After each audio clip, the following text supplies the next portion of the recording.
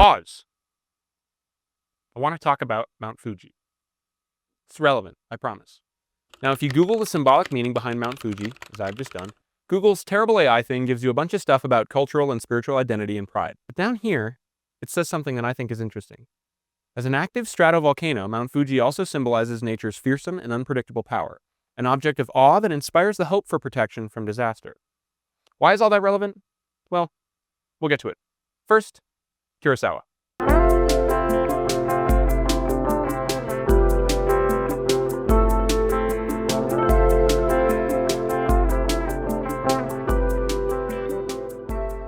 If you clicked on this video, you probably already know who that is. But in case you don't, Akira is widely considered one of the greatest directors of all time, coming to international prominence with his samurai epics, though he first found his footing in Japan with his noir work in the 40s with films like Drunken Angel and Stray Dog. A lot of his work contains themes of honor, integrity, tradition, the invasion of Western culture, class conflict, and how all these things mix together when a bunch of morally gray characters are thrown in.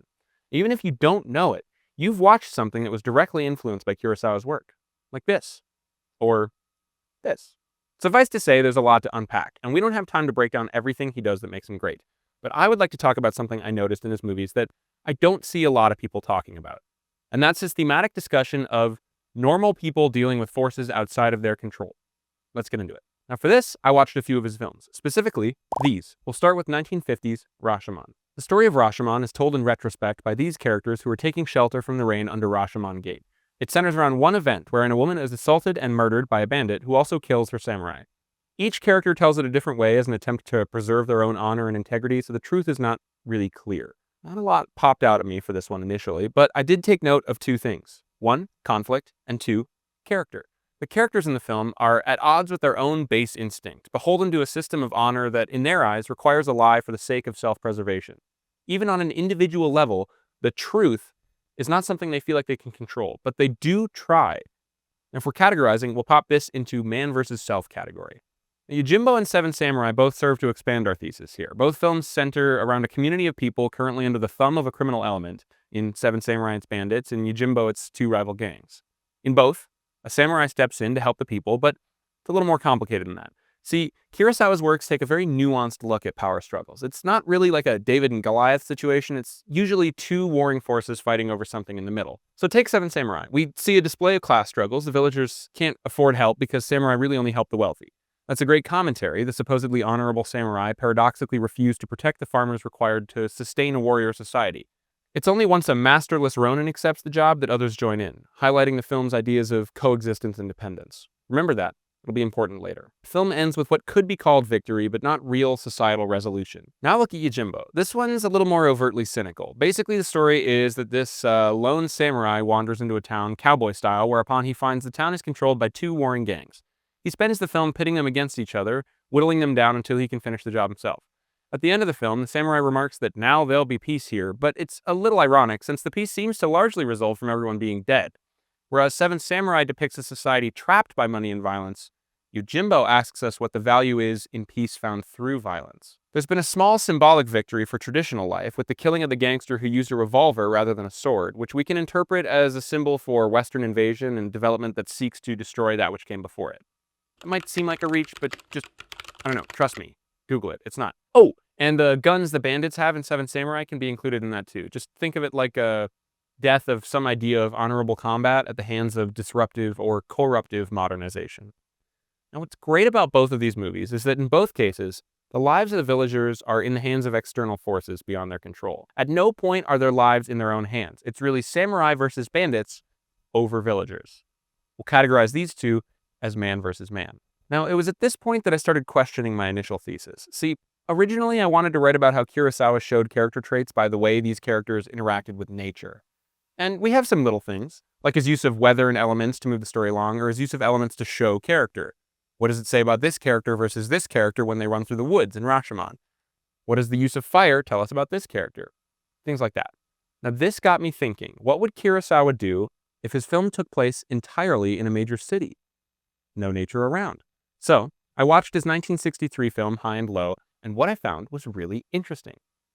First, some context. The film begins with a board meeting in which Gondo, this guy, is attempting to regain control of his own company through cutthroat tactics. Right before two children come in, one dressed as a cowboy. Gondo tells him, A man must kill or be killed. I wonder if that symbolizes anything. Anyway, the boy Kamikawa is kidnapped, and the rest of the story centers around a manhunt for the kidnapper who is ransoming Gondo to the tune of $30 million for the safe return of his son. 2 problems. 1, the guy's going broke, and 2, it's not actually his son. It's this guy, and this guy, Aoki, is even more broke. Right away, we see just some stellar examples of man versus man and man versus self here. See, Gondo is directly in control of the life of Aoki's child. He's totally powerless to do anything. He has no hope of affording the ransom. But crucially, Gondo has no control over his circumstances either. If he saves the boy, he loses his money, his home, and his company, whose executives are threatening to oust him at the next company meeting.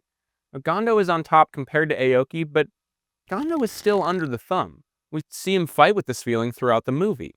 All that is really cool, and I was sort of thinking of dropping the nature relationship thesis until something special happened. The killer was found using a few things, but most importantly, I think, the view from the kidnapper's hideout described by the boy once he's been ransomed. The view, are you ready for this, is of Mount Fuji. Cool, right? Let me break it down. Aoki is powerless to help because of class struggle. Gondo is at first powerless to help because of his inner conflict.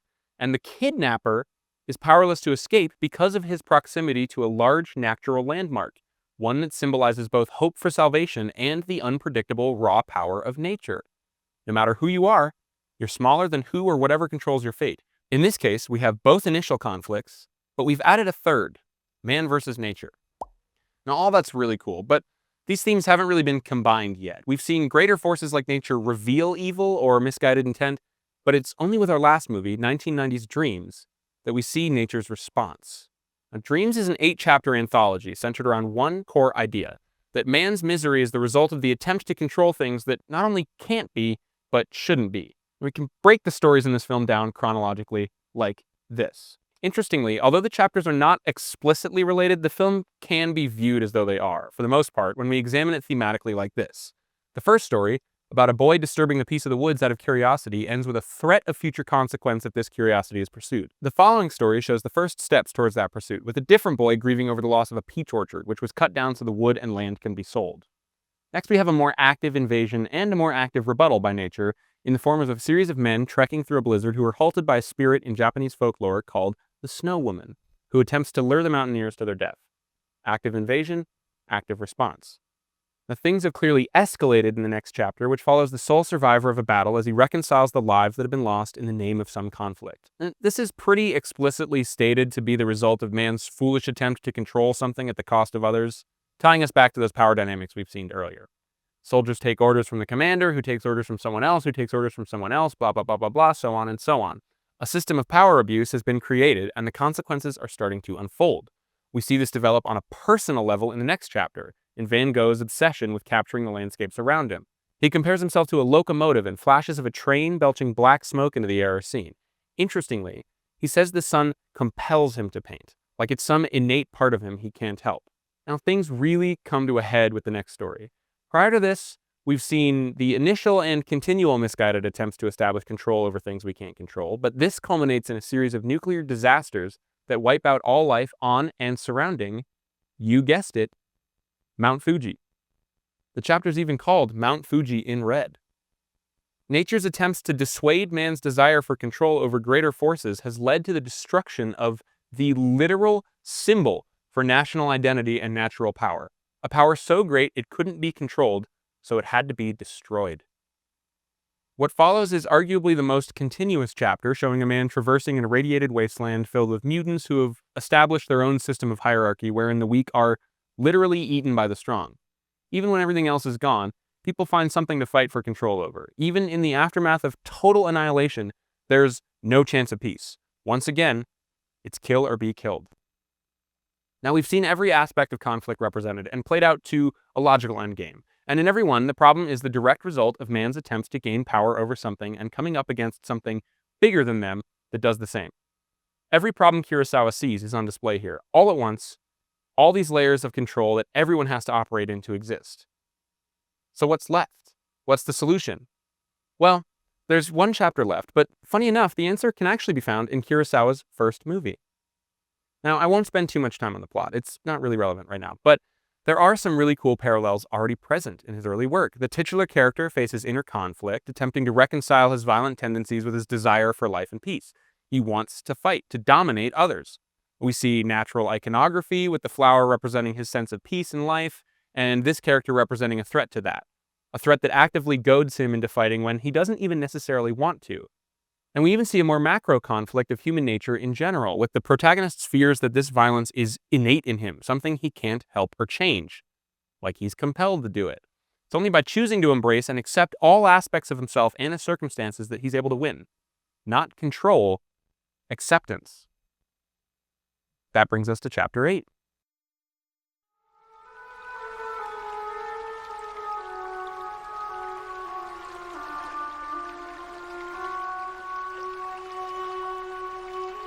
Coexistence.